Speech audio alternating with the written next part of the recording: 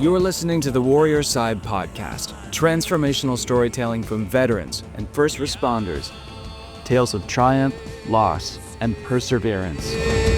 Welcome to the Warriorside podcast. The stories you hear from our veterans and first responders are reflections of their individual paths that are certain to be different from yours. What worked for their healing and awareness may not work for you. Alternative approaches to health, such as plant medicines and non-ordinary states of consciousness coaching, are frequently discussed throughout these episodes. This is simply a byproduct of the experience of many of our storytellers and is in no way an endorsement of these tools that are clearly not for everyone. In every case, these experiences were executed with mindful preparation, professional facilitation, and supportive integration coaching. We do not recommend or endorse any specific substance or protocol to anyone. I am a coach, not a licensed therapist, psychologist, or medical professional. The conversations here reflect my own learning process and the unique connection I share with each guest. What you witness is an expression of that specific moment and is not intended as medical or psychological advice. Everyone is on their own path. Your path is your own. Take these conversations in curiosity and with the explorer's spirit. Take what serves you, leave what doesn't. Finally, if you are struggling with thoughts of suicide or are in crisis, don't wait. Call or text 988 or call 911 immediately. There is a way through the dark, but you have to reach out and connect. And so it is. Connection is the medicine. And this is the Warriorside podcast. Let's talk over fire. Welcome, John, everyone. This is John Bates. Yes.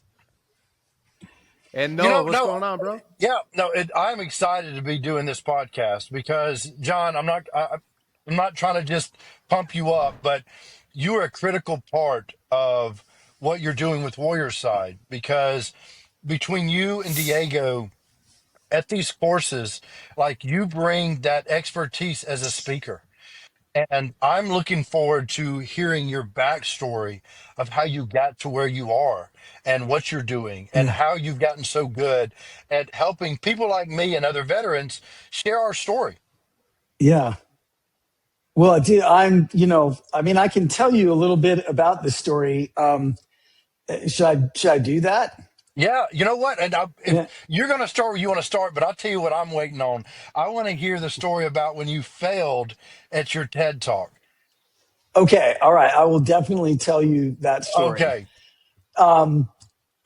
Yeah. And don't let me forget to tell you about my dad. But maybe I should start there, right? Because my dad was a Marine. He's passed on now, and I miss him horribly. And he was a captain in the Marine Corps. He was a combat Marine, got wounded in Vietnam. And just to kind of give people an idea of who I grew up with, when he got his honorary medical discharge papers, he cried because he said he would rather carry the garbage for the Corps than be the president of the most powerful company on earth. And he meant it. And that's who I grew up with, So, like, I still think it's fun to salute perfectly and, all that kind of stuff, like eat crayons. My favorite flavor is brown. What flavor you said? I think brown, probably, yeah. Okay.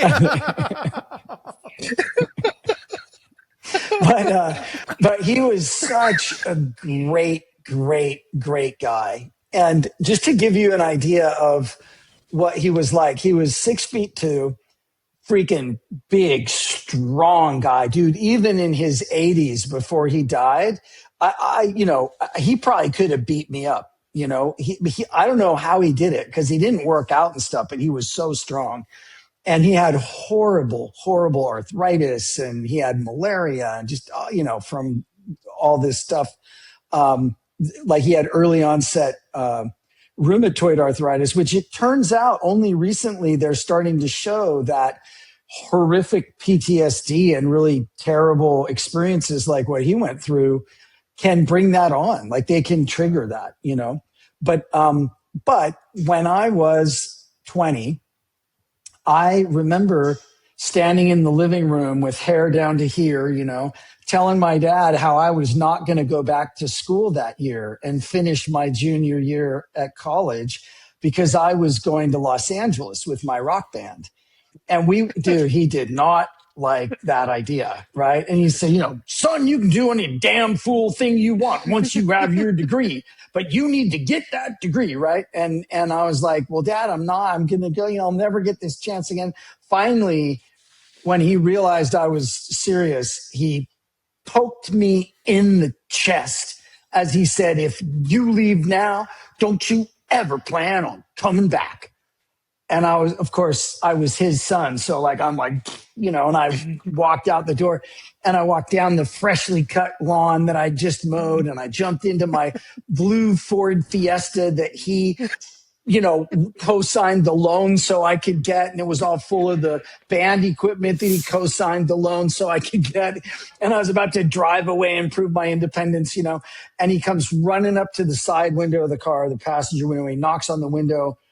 And I reach over and I roll it down like an inch.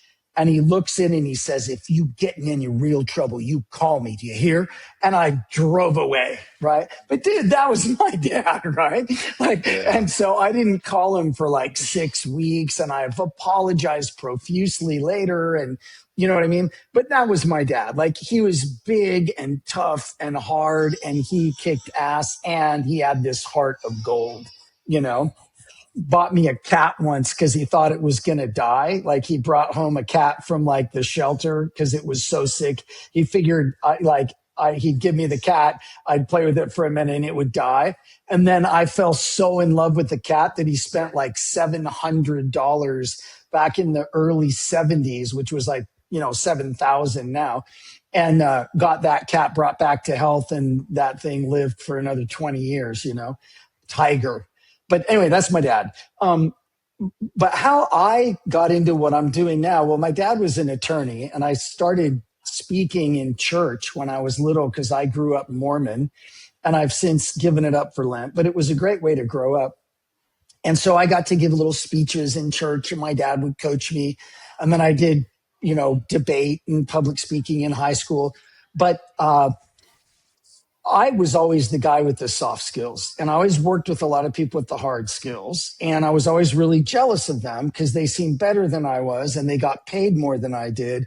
And I was always, once I started my career, I was always in the .com world and I was always a founder or co-founder or an early stage employee at .com companies.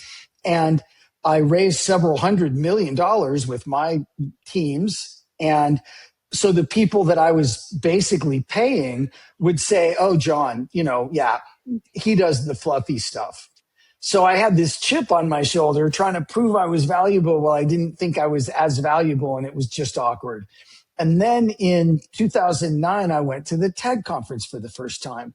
And I just saw person after person give the most unbelievable speeches I'd ever heard.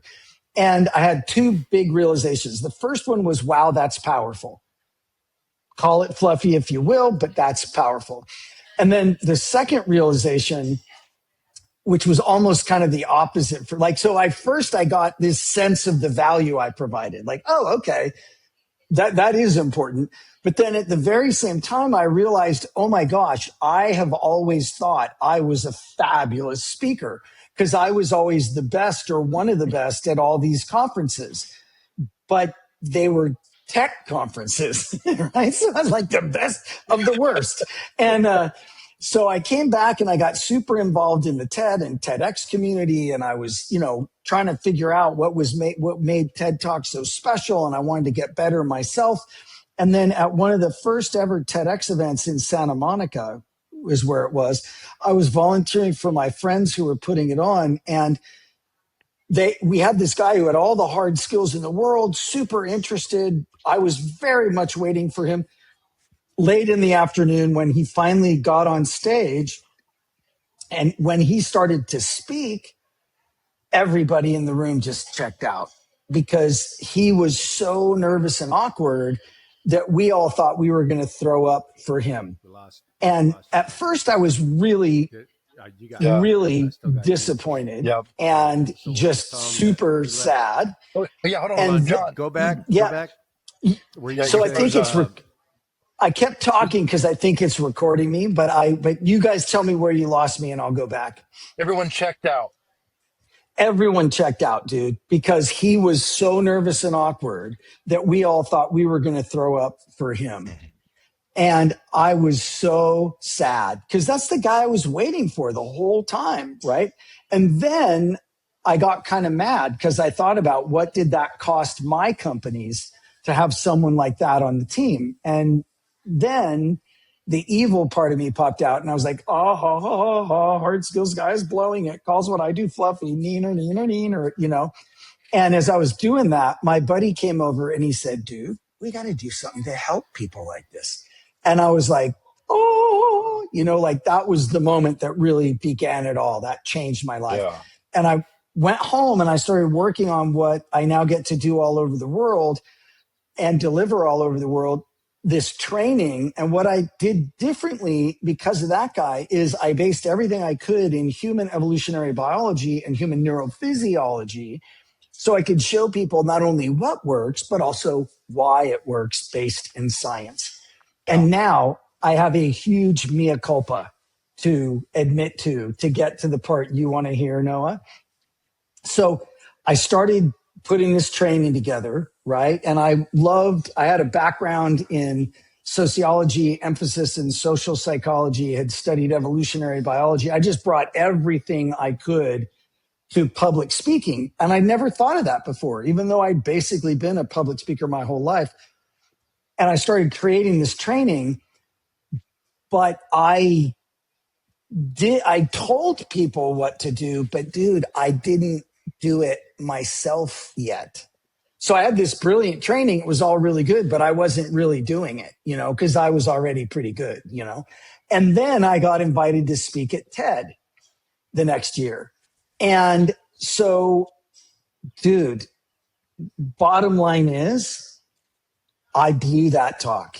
It was freaking awful. And it ruined my whole TED because I got to speak on Monday of TED and they said, we're going to pick one of these short speeches, John, to play on Thursday to the whole TED audience, right? Everybody at TED, everybody at TED Active where I was, which was part of the conference, you know, out globally to everybody that was watching live stream.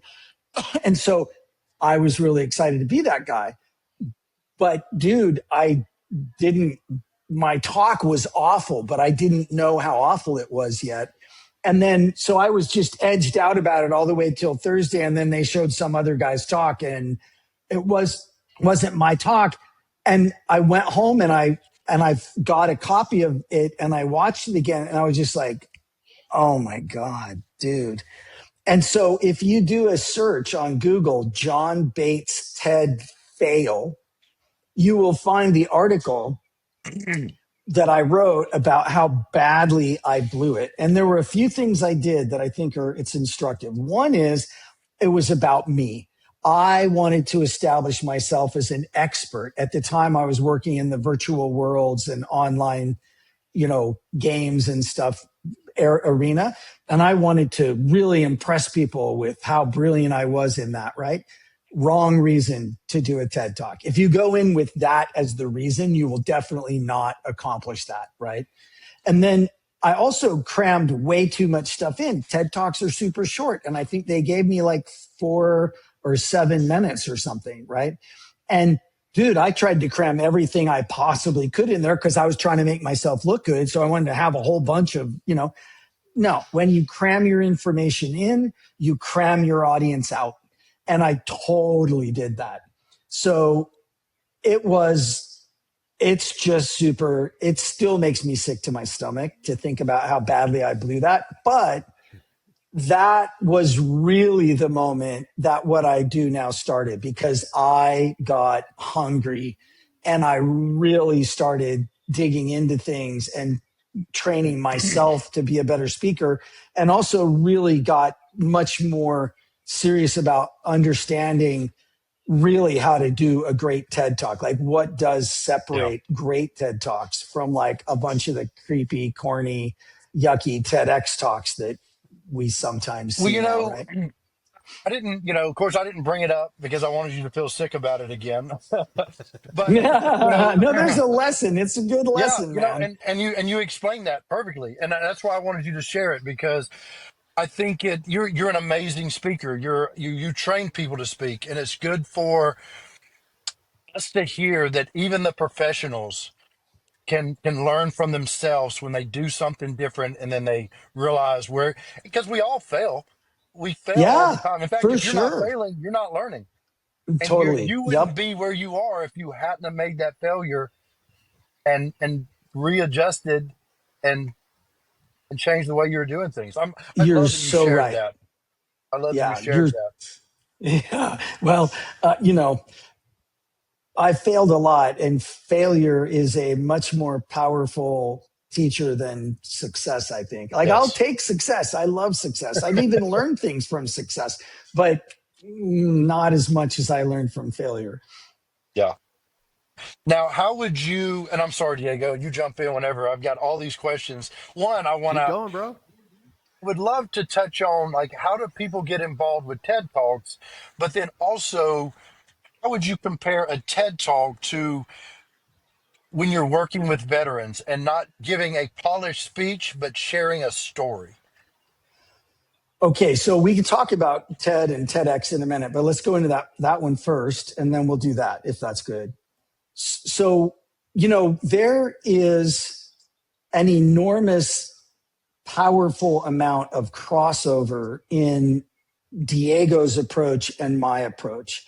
And at Warriorside, we're doing something different than what I'm doing when I'm working with commercial clients or someone on a TED like talk, right? But there is an enormous amount of crossover. And what you are pointing out, Noah, is something that I think is very signature to what I do. And I think it's also very signature and important to what Warriorside does, which is what I call, and I put a fake TM on it.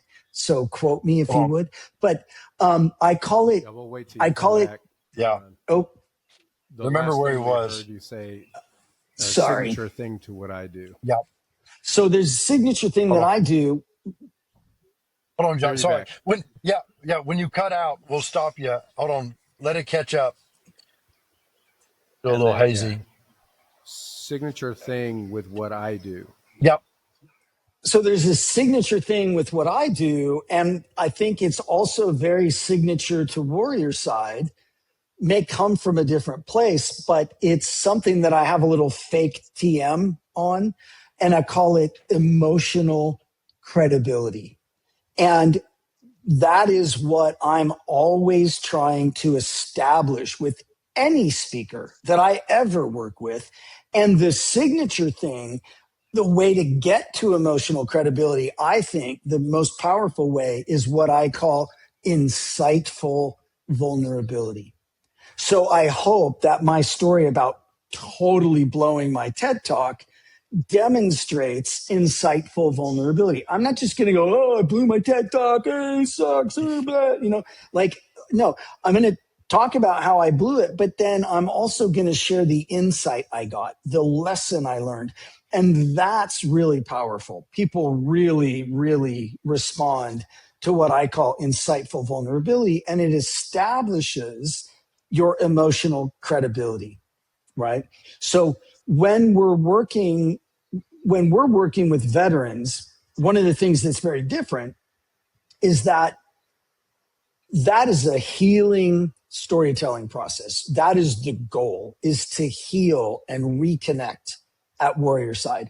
So that story is being told for the person telling the story. That's the number one factor, is that person, we're pulling that story out of them for them. So that story is healing them and connecting them. When I work with people, I do a similar thing, and that's one of my goals. But ultimately, in the work I do with speakers and executives and things, I'm always pushing them to tell their story with the intention of opening things up and allowing people to connect with them. They're telling their story, but it's actually for the listeners, Sure. right? So people often resist telling their story. John, I want to talk about myself. It's not about me. Well, okay, I get it. And that's a good attitude. But when you tell your story and you're vulnerable and you share some insight and you make it really a good story, the people around you are now going to understand you in a new way. So they're going to be much more connected with you, and they're going to feel safe to tell you their story. They might tell you where they failed, right? And you're going to get such a much deeper, real, authentic connection with those people. And so, that is the goal in a lot of the work that I do around leadership communication. And I think that it very nicely crosses over into what Warriorside does. The big difference, though, is that at Warriorside, it is about the person telling the story. Like, that's who it's for most of all. Yeah, well, thanks for sharing all that, and thanks for kind of delineating the difference. I'd like to also talk about how you came into all this with us, so everyone knows, that it gets to know a little bit more about the John that which we always speak. Yeah. I would. I'm honored to hear that.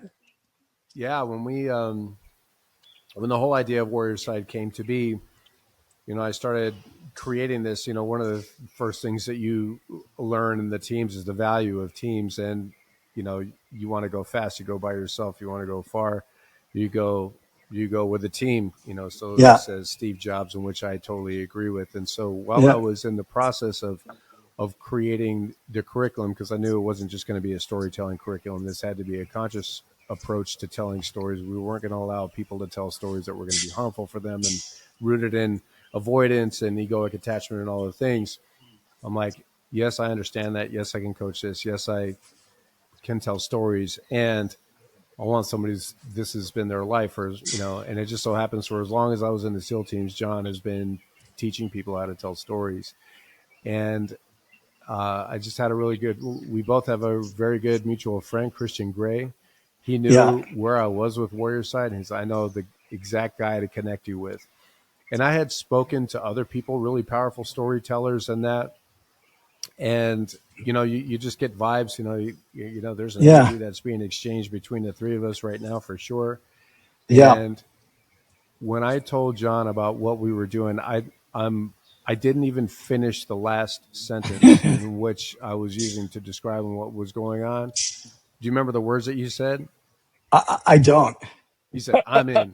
I'm yeah. in. I'm in. You said it like 3 or 4 yes, I times. do remember that. Yeah. And I'm like, wait, dude. Like, I can't pay you yet. I'm in. I'm like, but all of that stuff. Yeah. And he's like, dude, you cover my flight, you cover my hotels, we'll figure it out. And gosh, especially as an entrepreneur, especially with a nonprofit, is trying to figure out where all this money is going to come from and everything.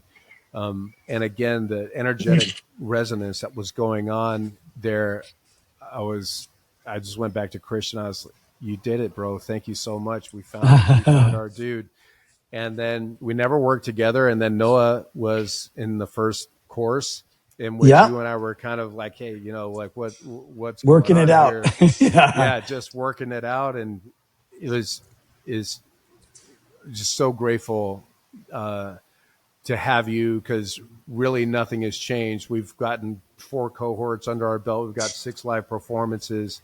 And, the energy that you brought to the table on day one is the same energy that you're bringing to the table now. And I just really hope that people get a deeper understanding and appreciation for your presence here with everything that we're doing with Warriorside. It would not be the same. It's a great dynamic between the two of you. What you both bring to the table as someone going through the program, it was perfect. Like, I'm so happy that the two of y'all, and while we're at it, to those listening, Warriorside, this is for veterans and first responders to, learn how to tell their story, to open up, to learn how to communicate. And then if you're someone out there that wants to, Diego just said it, we're lucky enough to have John, but there's still a lot that we need to fundraise for to support having these veterans and first Yeah. responders. So warriorside.com is the website. You know what? I .org. was thinking, is it .org or .com? You know what? Now, whoever's listening, you'll never It's forget. .org. It's warriorside.org. And go on there, support it, help us keep doing this with veterans and first responders. And I'm sorry, I just had to throw that in real quick. Go ahead, John. You're up. Well, I do think about one of the things that I love being a part of is, and this is what we find a lot of times in people's origin stories. I wish my dad would have had this. He didn't commit suicide. I don't know that he ever was suicidal, but oh boy, did that trauma impact him. And he smoked like 2 or 3 packs a day, right? Like Marines are not halfway kind of people, right? Like if they're going to smoke, they're going to really smoke. And so when he was like, I don't know, 47 or something, he had a triple bypass because and they told him, man, like getting up and going to the bathroom is a serious risk to your health. We should operate tonight, but we don't have any operating rooms. We're going to do this first thing in the morning.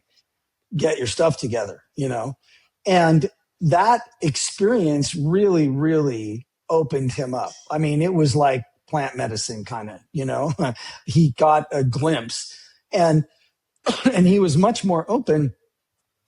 But oh my gosh, do I wish he could have gone through this much, much earlier. And I think so much of our lives and the way our lives play out rest on the stories we tell ourselves. And we tell ourselves all kinds of stories, like one thing about human beings is that we're making stuff up all the time. Something happens. Yes, something happens. But then we make a story up about it and live like the story's true. And it's so meaningful and satisfying to go unravel those stories and figure out like, okay, well, what is the story and what is the story you want to tell yourself versus the one you have been, right? Absolutely. There's a big word that we use in Warriorside, and that's truth. And it's very rarely used because when I come to understand truth, is especially in our culture, we say, hey, speak your truth, or they're just telling their truth. That never really sat well with me, and mainly because there was a misalignment in what that is, but I wasn't always certain what that misalignment was until I came to understand that what is true is always true. There is no your truth or my truth. It either did or it didn't happen. It either is or it is not. And so because of our culture, it talks about this whole idea of speaking their truth. They say, well, this was what I remember, so I'm just speaking my truth, and therefore no one can argue anything about it. And that's that in and of itself creates so much suffering and disconnection from what is. The word that we use more often in Warriorside is authenticity. From my perspective, from my memory, from my experience, from the way I interpreted things, this is what I experienced. And in that way, when somebody attaches the whole idea to authenticity and also curiosity and the openness of what may or may not be to whatever their life story is, it's like, oh, maybe this didn't happen the way that I thought that it did. Because like you said, John, the mind is continually creating. It's creating now. While I'm speaking, it's moving. It doesn't need me to not. It's always going. Yeah. So, that's where the healing comes from. I was like, oh, shoot, maybe there's another something else. That's one thing I experienced at Warriorside was, a year prior went to Peru, did ayahuasca, had these eye-opening experiences, but it really didn't sink in until I was at Warriorside and then chose a portion of something that happened to me and then started working on it and then used it, because then it Yeah. really, that's where I find it so critical for veterans and first responders, men and women that are struggling, to learn how to tell their story, because once you learn to tell it, you connect with it. You start to realize, oh, this is what is going on. This is why I've created this thought, this process, whatever it is. So Yeah. yeah, it's really powerful. Yeah. That's really cool. We call it integration for people who are going through plant medicine or they've had really intense life experiences, that there are lessons to gain from these experiences, whether we consider them good or bad, for years to come. Yeah. And yeah, what Nola is talking about is really super common, where they can have these huge life experiences, and there's all kinds of ways to go through integration. There's meditation, there's journaling, you can color, you can write music, you can do all these things. But that's one of the things that I really love about Warriorside is getting into your story, like on the cellular level in which we go, if you're willing to go there. Yeah. It is also a powerful form of integration, of learning from life's hugest mountains. And Yeah. yeah. So I'm so happy to hear, Noah, that was your Yes, experience. absolutely. Because I mean, we've seen Yeah. it with even the other guests we've had on here. Is once they start breaking their story down, realizing what's important, what's not, how do we make it engaging and enjoyable. But as you're doing that, you have to sit down and think, okay, what's the most important part?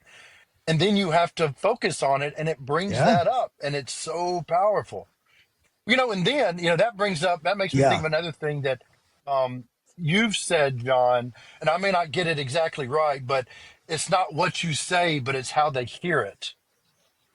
And that's an important thing to Bingo. learn You could be in responsible. as a speaker, is Yeah. how do we connect with the listener, which, as we're telling a story, it sounds crazy. I've said this before, but you're also the listener. The more Yeah. you speak, the more you start to Yes. hear yourself, and then just watching a video of yourself, Yeah. being like, okay, what am I hearing, and is it connecting to Yeah. what I'm trying to say? Yeah. Yeah. That's a really big one. That was an enormous turning point in my life. I realized that I had been up to that point super excited about checking the box, I told you so. Oh, well, I told you, you should have listened to me, or, right. But then I realized, like, that means I didn't get what I wanted. That means that we failed somehow, right? Like, that's why I'm saying I told you so. And so I started to really think about how could I check the box. I landed it over there versus I told you so, right? And so I started taking responsibility, not just for what I said, but for what Mm. they heard. Like if they misheard it or they got it wrong, I took that on, right? And not to make myself bad or wrong, but just because that taking ownership of it is the only thing that gave me a chance to Improve do it. Yeah. something The about next it, time, right? say it so they hear it the Yeah. right way. Yeah. Yeah. Yeah. One caveat I would love to add to that is, in additionally, in the end, we don't know where people are. You could Yeah. have absolutely painted with a blue paintbrush, and they walked into the speech and they saw nothing but red all over the place. That is, Yes. and as you were saying, John, I mean, the mind is Yeah. constantly creating all the time. Yeah. Totally. There can absolutely be accountability for, you go up there on stage and you think you're talking about apple trees, and oh, I loved how you were telling me how the grapes are doing this. It's like, oh, maybe I can look. I mean, let me take a look at my recording and see. Maybe it was my Yeah. hand gestures, maybe it was my body Yeah. language, maybe it was my Yep. inflections or whatever. Taking accountability from almost like loose, curious accountability, because Yes. the whole idea of carrying the weight of how other people interpret what's in your heart is, whoa, like, good luck. Yeah. No. That's Yeah. gonna No. be, Yeah. that's the thing. So I totally agree. You put out your story and all of a sudden you're starting to get all this feedback that, you were talking about other countries or something like that. It's like, oh, okay, that's important Yeah. for me to understand. With also the awareness that people's minds are also working, and Yes. maybe there was nothing else for you to do different. They just received it different. And boy, Yep. honestly, learning that lesson is really, really powerful in relationships too. When you're For talking to sure. your wife or your husband, it's like, Yeah. it doesn't even matter. It Yeah. doesn't matter. Yeah. Okay. What, you want me to take out the trash today? All right, cool. That will Yeah. be as it is. You know, Yeah. Well, I mean, and I definitely don't want people to get caught up in making themselves wrong, or if they're painting clearly with the blue paintbrush and someone says that's red. Okay, there's a lot going on. Like, usually when people get uptight or they get triggered, they're not responding to you. They're responding to something you that's said that them. reminds them of something they're now responding to, right? So it's definitely not that. It's just, for me, I was really self-righteous about, oh, but I told you, right? And then I just got like, okay, well, maybe you did tell them, but they didn't get it. So what you going to do about it? What am I going to do? And I started taking on responsibility, not like I'm bad and wrong if it doesn't work out, but like I could take that responsibility and let it shape how I say things and just see what kind of a difference it Yeah. makes, right? But certainly nothing about the sticky, gooey getting stuff on you. I'm not Well, talking about that. yeah, you're not, that's one thing that I had to learn is you're going to sometimes get negative feedback. And, if Oh it's something you boy. can improve, great. And sometimes, yeah, If you're lucky, yeah, if you're Yeah, lucky, right. If you get any most people are feedback, like, "Oh right? my Yeah. God, that was the most amazing thing I ever heard! but Yeah. Like like, well, everything is perfect. You're amazing. This and that." Yeah, I thank have a you. part of my speech that I use that brings humor to it. It's real funny. And podcast and stuff. My son, Johnny, say hi Hey, really Johnny, quick, Johnny. I'm on a podcast. We're recording live. What's up? What's up? Do you want me to bring your plate over here, dinner time. or do you want to just save Maybe I won't eat on the podcast. I'll come eat later. Thank you. Make sure Matthew doesn't edit any of Thank this you. out. podcast? Tell Matthew leave all of this in. Yeah, Yeah, right. No, Close that. so because like I have this part of my speech where it's a joke, it's humorous, and people love it. That's why I've learned to build it.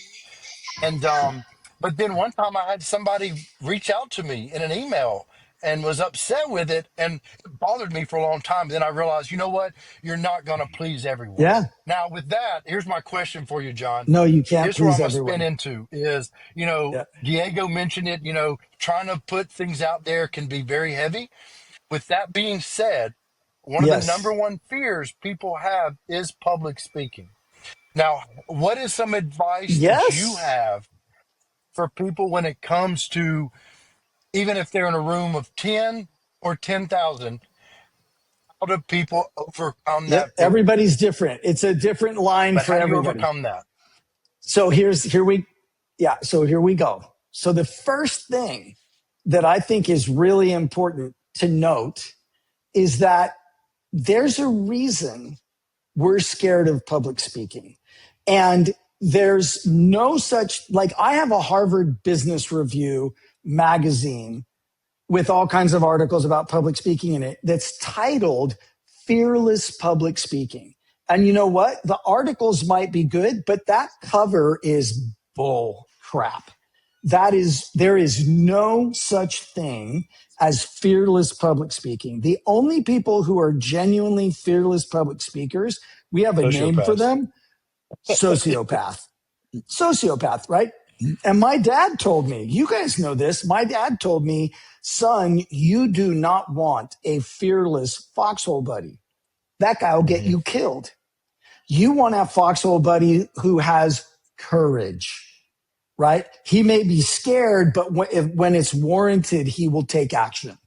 that's the kind of foxhole buddy you want, not a fearless foxhole buddy. So I think it's important to notice that public speaking is dangerous. Look what happened to people who got noticed by the group. Jesus, Joan of Arc, Martin Luther King, John F. Kennedy, Socrates. Are you noticing a pattern here? Right? They got noticed by the group. And so there's a reason we're scared of public speaking. It's not about fearless. It is about courage. You have something that matters more to you than your fear. So you take action anyway. That's what it comes down to. Now, how do you do that, right? Because, people do feel really anxious about public speaking. And I don't know if you guys know Les Brown. Have you heard of him? So he's one of the most Yes. highly paid, highly requested public speakers of all time, right? And I've worked with him and I've been trained by him. I've been in his speeches and stuff. And he is so scared before he goes out on stage that he has to stuff his suit full of paper towels to absorb the sweat. Because if he didn't do that, his suit would be dripping wet before he got out on stage. So he's stuffing his suit full of paper towels, because if he didn't have paper towels in, he would soak his whole suit with sweat before he even got out on stage. And he told me this, right? And so he stands there and they go through all the great stuff he's done. And then they say, ladies and gentlemen, please welcome. And he starts pulling out the paper towels and he runs out on stage. And for like 10 seconds, he's terrified. And then once he's on stage and he's rolling and everything, he relaxes and he really loves public speaking. But it's that moment right before and right when he gets on stage that just gets him every time. And dude, I mean, he's spoken more than most groups of hundreds of people all put together will speak in their lifetime, but it still makes him that nervous, right? So there's nothing wrong with you if you're scared of public speaking. It means there's something right with you. Yeah. The whole thing is, how do you step out and do it anyway? And I think it's reminding yourself that this matters more to you than your fear.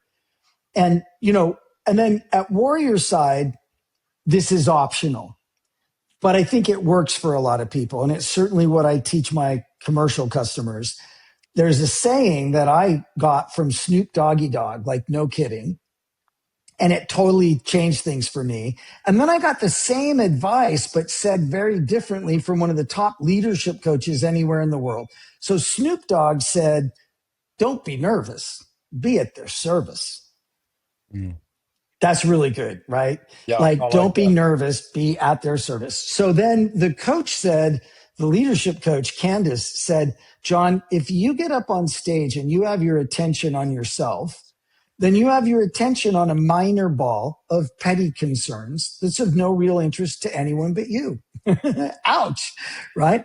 She said, if, however, you get up on stage and you have your attention on the audience and the difference you're going to make for them and the difference they're going to make for the people in their lives because of it, now you have your attention on something worth thinking about. Don't be nervous. That's about you. Be at their service. Get over there with them. I love that. And that's really powerful, and it's optional at Warriorside because really we're usually working with people who have dedicated their entire lives to being of service. And this is one of the first times that they have ever done something for themselves. So when we work with people on conscious storytelling and reconnecting with themselves and telling their story at Warriorside, that is for them. For them. That's something. And if they want to take the other thing on, they can, but it's optional, and I love you mentioned that because before you get into this, I just want to make sure that we are talking about this. So there's different levels of conscious awareness for sure. I mean, there's people who are unconscious of all things. It's okay. And then there's all these levels into, there's non-duality sort of thing. For people who are just entering into the conscious space, it's good, you can't just throw them in the deep end of it. And I think that can be helpful in helping them ground and maybe even return to a place of being present, which is useful. And I think that also we're happy at Warriorside to take people as deep as they want to go. And so if they are capable of even going deeper than that, amazing. We have something for them as well. And what that is the stories when they're told from beyond the thinking mind, which is no thinking necessary. It's just connecting with the you that is really, really you. Then all of a sudden there's not a you versus the audience. It's not a them and you. There is no separation. The storyteller has the opportunity to honor this path of life that they were lucky enough to experience. And that may sound shocking to some people because some of the stories that are spoken about are some of the worst, most horrific, things that people have experienced. But the people who have transcended their biggest traumas, their biggest mountains and all these kinds of things to a person, and this is in my whole time as a coach, this is my time in leadership, is the people who have transcended their most difficult moments in life to a person, they are grateful for those things actually happening. And so it is because of these things that actually happen that they understand how strong and powerful and vibrant and expansive they are as human beings. And so because of that awareness and that connective tissue that they now have because of this thing, it's the whole idea of telling this story is like creating a work of art to celebrate this happening that contributed to this person being as they are. And the audience is literally the equivalent of people walking through the hallways of an art museum and seeing these paintings. But instead of these paintings, these are crafted works of art that reflect the experience that this person went through. And in those ways, I can tell you that some of the most powerful and meaningful artists of our time, they didn't sit and paint a picture to impress anybody. They didn't paint these pictures to make anybody's lives easier. There's something within them that couldn't rest anymore within the confines of their body. They had to put it out on canvas. They had to create this thing. And if people choose to sit and listen and learn from these things, that's amazing. That helps with this whole idea of connecting with community. And if they don't, that's cool too. I don't care what Stacy thinks about what, my process of growing up was like for her. It doesn't matter. It's not about her. This is about the life that I experienced. This is how it contributed to my state of being as it is. Thank you for listening. And again, not everybody is able to go there. Not everybody is even able to say, well, what do you mean don't think? And so for those, I think John's approach is really good because it's like it gives you something to think about. It's like because it's helpful to have some kind of anchor when you're on stage. Yeah. It's like, well, if I'm telling this to be at their service, that gives them a focus point. And there's an awareness that there is a deeper place to go where you are in a state of being, of reflection of this amazing work of art that we were lucky enough to experience as humans. So Noah, this is probably what you were talking about earlier when you said it's nice, the dynamic, right? Mm-hmm. Yeah. Because not everybody understands that for me. They're like, well, what do you mean? But they understand John. I'm like, cool, listen to John. You say it, John interprets it. No. Yeah. And with that, I want to point out to the listeners, if you're a veteran, if you're a first responder, coming to Warriorside, don't worry, you're not forced to go get on a stage in front of an audience. That is an optional thing. I would love to point out, as someone who's gone through it, it is a good opportunity to learn a part of yourself and how to communicate it in a way that others can hear. Because you can take that information and go home with it and share that with your significant other. Or while you're working on your speech and you're sharing it with someone else, it allows you to share and open up. So I just want those that are listening, veterans and first responders, come be part of Warriorside. You're not going to be forced to speak, but if it's good, we're probably going to encourage you, but no one has to. So Yeah. this is about learning to communicate, learning part of your story, and painting that canvas, like Diego said, not worrying about what Stacy thinks, even though her mom's got it going on. Don't worry about it. Y'all like that reference? Yeah. um, but listen, I know that John's got dinner.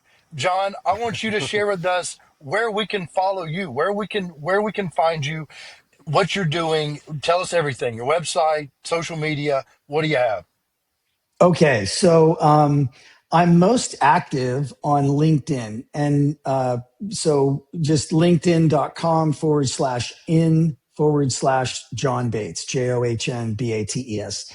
And people can connect with me there. They can follow me there. They can direct message me or whatever. My website is johnbates.com. And that's an easy, super easy contact form there. I will get right back to you. Very easy to get me there as well. And if someone's got a company and they're looking more for executive speaking and that kind of stuff, then I also have a website, executivespeakingsuccess.com, and people can go there. Something that I would love to offer these listeners, you listening right now, is if you go to johnbates.com, you'll get a little pop-up window and it says sign up for my micro trainings. And these are the same trainings that I send to Navy EOD and NASA and Johnson and Johnson and Boston Scientific. They're weekly, short, 1 minute little trainers, and I try to make them really good. They're short. You can get those for free. If you go to johnbates.com, that little pop-up comes up, sign up for the mini trainings. Then for the first 7 days, only for the first 7 days, you'll get an email every day with a bunch of great information in it, onboarding you, bringing you in, all that. Then those stop after 7 of them, and you could put them in a folder and look at them later. And then every week you'll get this short micro training. And if you just look at that once a week, usually on Sunday mornings is when I get them out. And then you just think about that one thing for the week. Imagine the habits that you would build by thinking about your speaking and your communication over the next 52 weeks. 1 year from now, you will have gotten 52 of those, thought about them every week for a year, and it really makes a big difference. That's why I do those. I love that. In fact, I'm sure you brought that up at Warriorside, but it didn't click with me. But when we get off this Yeah, call, I'm gonna be signing up. I love that. groovy. That is I love great, to man. have I you. love it. Yeah. Well, and I picture you and people like you when I'm doing this, I'm like, dude, this is going to go out to like Noah. How can I make it valuable?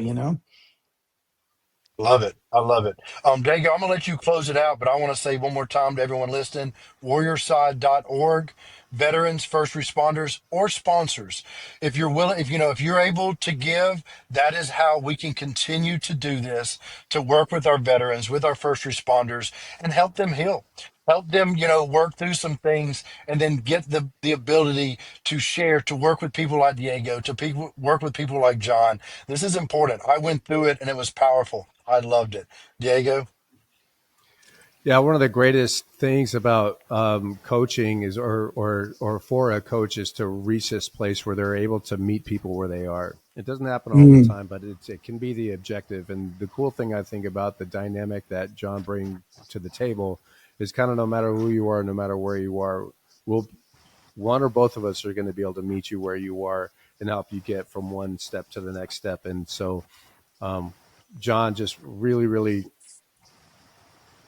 really, really, really, really grateful for your presence with us at Warriorside. And, there's a lot more of these episodes that are coming, and there's a lot more cohorts that are coming 2026. We're going to start smashing things. And, like Noah said, once we're able to start raising the money that we need to start traveling across the country to bring this training to veterans and first responders all over the place, I mean, this is not going to be able to stop us. It's going to be really, Yeah. really amazing for us. Well, and the other thing about this, that I'm really excited about, even though no one ever has to get on stage, I do have to say we've done some events, and when the people in those events know how seriously we take them and they really bring their best, it's some of the most amazing time that I think anyone on earth could spend is being in one of those rooms. And, it is just ultra rewarding to meet people where they are. And Diego, I know that's really important for you. It's really important for me. Like, here we are. Like, where are you? We'll meet you there. Like, we are ready. We are here for you. Let's go. We're in. Where do you want to start? And to watch people just like the blood come back to their face and their eyes open brighter and wider when they have that aha moment, and then watching people go from like, gosh, should I even talk about this, to just owning it and just being so powerful and sharing it so amazingly. People have called it like the Moth Story Hour meets Navy SEALs, right? And this is really important work. It's also really fun work, and it's really moving work, and it's really amazing and entertaining and interesting work. And it makes an enormous difference. So I'm really, really happy to be here with you two. And I'm really, really grateful for what we're all doing together. And, like, if you've got money to donate and you want to know it's going to something that makes a difference, this is one of very few places that is this just core and good. Yes, and if you're listening, share this, share it with friends, family, a veteran, a first responder, somebody wealthy, um, anybody you want. But no, John, thank you, one, for coming on the podcast, and thank you for being part of Warriorside. Diego said it, and as someone who's been through the program, it means so much. Thank you. You're All welcome, right. and thank you guys. All right, Thanks, guys. boys. Remember, warriorside.org. Diego, thank you. John, thank you. To everyone listening, hey, get on the website, take a look, reach out to us. Thanks for listening. Be sure to follow on Instagram at The Warriorside.